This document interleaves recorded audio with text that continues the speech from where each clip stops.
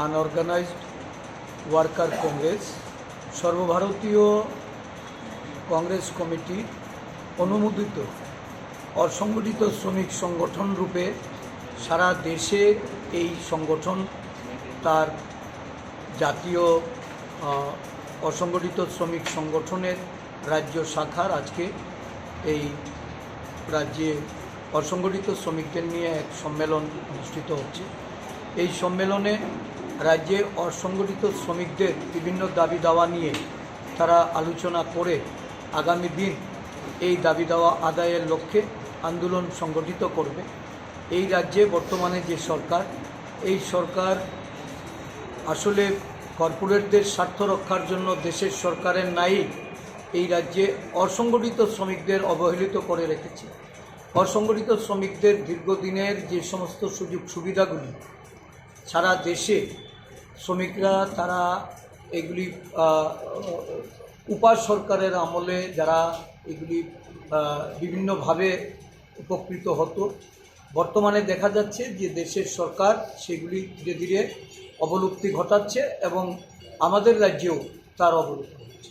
এমজিএনরেগার অসংগঠিত শ্রমিকদের তাদের দৈনিক কাজের হার কমে যাচ্ছে।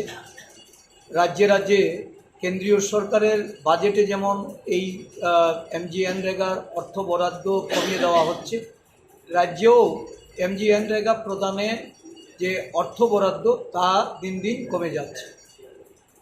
100 দিনের কাজ কমে আজকে 30 দিন এই রাজ্যে এমজিএনরেগা সর্বস্তরে আজকে শ্রমিকদেরকে উপেক্ষিত করে সেটা তারা বাস্তবায়ন করছে। এর বিরুদ্ধে শ্রমিক সংগঠনগুলি আরও বেশি করে সোচ্চার হওয়ার লক্ষ্যেই আজকের সম্মেলনের মাধ্যমে কিছু সিদ্ধান্ত হবে।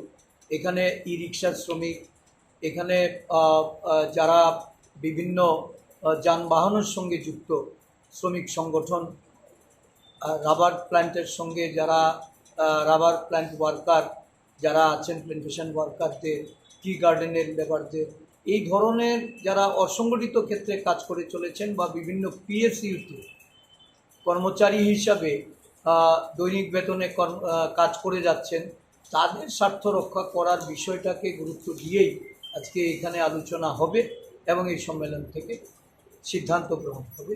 আগামী দিন রাজ্য জুড়ে অসংগঠিত শ্রমিকদের সংগঠিত করার লক্ষ্যে এই সংগঠন কাজ করবে এবং তাদের দাবি দাওয়া আদায়ের লক্ষ্যে রাজ্য সরকারের কাছে তারা এই দাবি সনদ পেশ করে সেটা আদায় করার লক্ষ্যে তারা আন্দোলন